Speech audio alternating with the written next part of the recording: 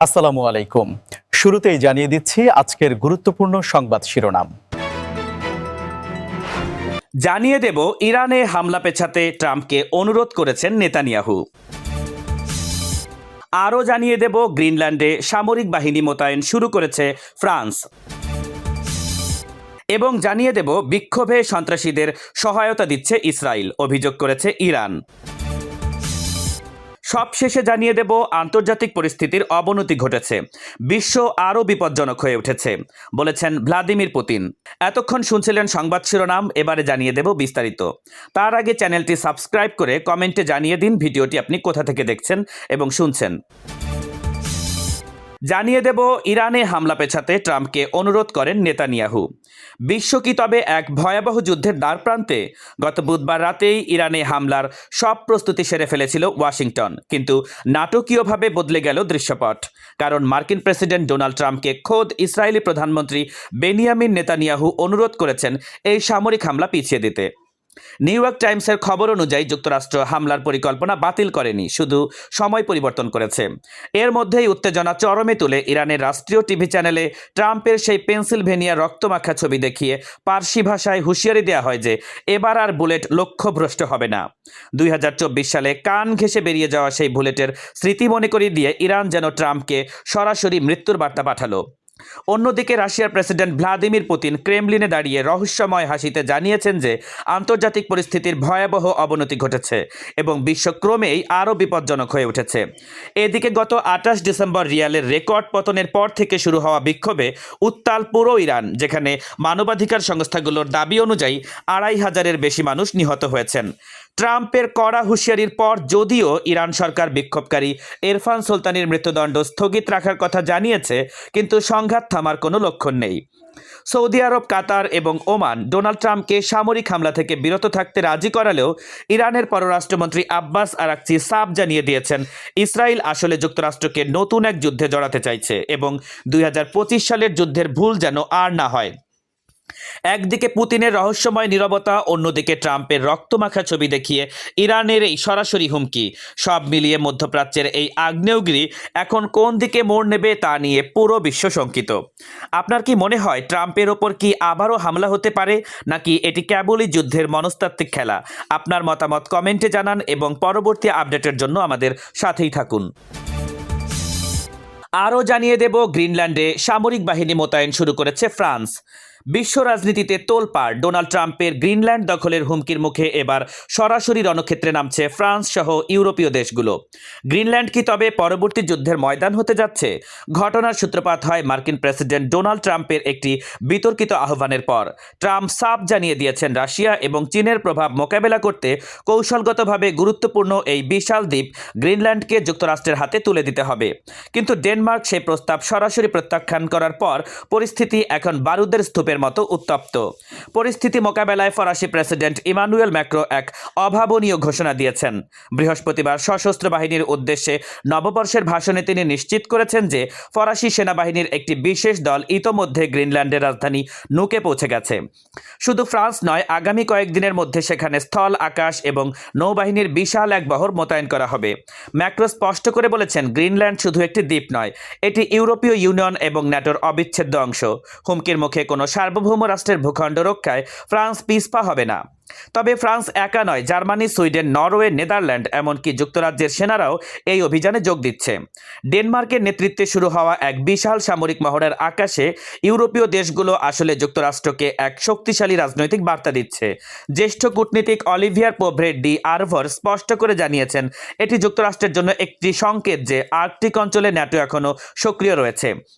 এই উত্তেজনার মাঝেই ডেনমার্ক এবং গ্রিনল্যান্ডের পররাষ্ট্রমন্ত্রীরা ওয়াশিংটনে মার্কিন ভাইস প্রেসিডেন্ট জেডি ভান্সের সঙ্গে বৈঠক করেছেন, কিন্তু ফলাফল এখনও শূন্য। একদিকে ট্রাম্পের একগুঁয়েমি, অন্যদিকে ইউরোপের সম্মিলিত সামরিক প্রতিরোধ, সব মিলিয়ে আর্কটিক অঞ্চলের বরফ, শীতল বাতাস এখন যুদ্ধংদেহী উত্তাপে ফুটছে। বিপুল খনিজ সম্পদ আর কৌশলগত অবস্থানের কারণে গ্রিনল্যান্ড এখন বিশ্ব শক্তির দড়ি টানাটানির কেন্দ্রবিন্দুতে পরিণত হয়েছে। এবং জানিয়ে দেব, বিক্ষোভে সন্ত্রাসীদের সহায়তা দিচ্ছে ইসরায়েল, অভিযোগ করেছে ইরান সরকার। ইরান কি তবে বিদেশি ষড়যন্ত্রের নতুন শিকার?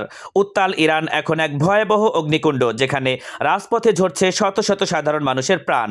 সম্প্রতি এই অস্থিরতা নিয়ে জাতিসংঘ মহাসচিব অ্যান্তোনিও গুতেরেসের কাছে এক বিস্ফোরক অভিযোগ জমা দিয়েছেন তেহরান। ইরানের পররাষ্ট্রমন্ত্রী আব্বাস আরাকচি সরাসরি দাবি করেছেন যে ইরানের ভেতরে চলমান এই ভয়াবহ সহিংসতায় ইসরায়েল সরাসরি সন্ত্রাসীদের মদদ দিচ্ছে। তিনি আরও গুরুতর অভিযোগ তুলে বলেছেন যে যুক্তরাষ্ট্রের সরাসরি সম্মতি আর সমর্থন নিয়েই ইসরায়েল ইরানের ভেতরে উগ্রপন্থী গোষ্ঠীগুলোকে অর্থ, মারণাস্ত্র এবং সাংগঠনিক সহায়তা প্রদান করছে। আরাকচির মতে, সাধারণ মানুষের এই আন্দোলন শুরুতে শান্তিপূর্ণ থাকলেও বিদেশি শক্তির কুৎসিত প্ররোচনায় তা এখন সশস্ত্র এবং সহিংস রূপ নিয়েছে, যা রাষ্ট্রের স্থিতিশীলতাকে হুমকির মুখে ফেলেছে। অন্যদিকে ইরান সরকার নিজেকে মানবাধিকার রক্ষায় প্রতিশ্রুতিবদ্ধ দাবি করলেও আন্তর্জাতিক মানবাধিকার সংস্থা HRANA এর রিপোর্টে উঠে এসেছে এক লোমহর্ষক চিত্র। তাদের দাবি অনুযায়ী গত 28 ডিসেম্বর মুদ্রাস্ফীতি এবং রিয়ালের নজিরবিহীন পতনের পর শুরু হওয়া এই বিক্ষোভে এখন পর্যন্ত অন্তত 2571 জন মানুষ প্রাণ হারিয়েছেন, যদিও ইরান সরকার এই নিহতের সংখ্যা প্রায় 2000 বলে স্বীকার করেছে। এই চরম উত্তেজনার মাঝেই জাতিসংঘের সহকারী মহাসচিব আবদুল্লাহ আল দারদারি কড়া বার্তা দিয়ে জানিয়েছেন যে ইরানিদের ভয়ভীতি ছাড়া নিজেদের দাবি জানানোর পূর্ণ অধিকার রয়েছে। জাতিসংঘ এখন আটক ব্যক্তিদের ন্যায্য বিচার নিশ্চিত করার পাশাপাশি প্রতিটি মৃত্যুর ঘটনায় স্বচ্ছ এবং স্বাধীন তদন্তের জোর দাবি জানাচ্ছে। একই সঙ্গে ইরানের ওপর সম্ভাব্য সামরিক হামলার হুমকি নিয়ে গভীর উদ্বেগ প্রকাশ করেছে বিশ্ব সংস্থাটি। আব্বাস আরাকচি যখন সরাসরি ওয়াশিংটন আর তেল আবিবকে কাঠগড়ায় দাঁড় করাচ্ছেন, তখন জাতিসংঘ বলছে এই সংকটের একমাত্র সমাধান হলো সংলাপ আর কূটনীতি। কিন্তু প্রশ্ন থেকেই যাচ্ছে, রাজপথের এই লড়াই কি আসলে সাধারণ মানুষের অধিকার আদায়ের আন্দোলন, নাকি এর পেছনে কাজ করছে কোনো গভীর আন্তর্জাতিক ভূ রাজনীতি? একদিকে চরম অর্থনৈতিক বিপর্যয়, অন্যদিকে সরাসরি বিদেশি হস্তক্ষেপের অভিযোগ। সব মিলিয়ে ইরান এখন এক অনিশ্চিত গন্তব্যের দিকে এগিয়ে যাচ্ছে। তেহরান কি পারবে এই পরিস্থিতি সামাল দিতে, নাকি মধ্যপ্রাচ্যের এই শক্তিধর রাষ্ট্রটি আরও বড় কোনো মহাপ্রলয়ের মুখে পড়বে? পরবর্তী আপডেটের জন্য আমাদের সাথেই থাকুন। সর্বশেষ জানিয়ে দেব, আন্তর্জাতিক পরিস্থিতির অবনতি ঘটছে, বিশ্ব আরও বিপজ্জনক হয়ে উঠছে, বলেছেন ভ্লাদিমির পুতিন। বিশ্ব কি তবে এক মহাবিপদের দ্বারপ্রান্তে? রুশ প্রেসিডেন্ট ভ্লাদিমির পুতিন দিলেন এক ভয়ঙ্কর সতর্কবার্তা। ক্রেমলিনে আয়োজিত বিভিন্ন দেশের নতুন রাষ্ট্রদূতদের পরিচয়পত্র গ্রহণ অনুষ্ঠানে পুতিন সরাসরি ঘোষণা করেছেন যে বর্তমান আন্তর্জাতিক পরিস্থিতির চরম অবনতি ঘটছে এবং পৃথিবী দিন দিন আরও বিপজ্জনক হয়ে উঠছে। আশ্চর্যজনকভাবে পুতিন যখন এই ভয়াবহ পরিস্থিতির কথা বলছিলেন, তখন তার মুখে রহস্যময় হাসি ফুটে ওঠে।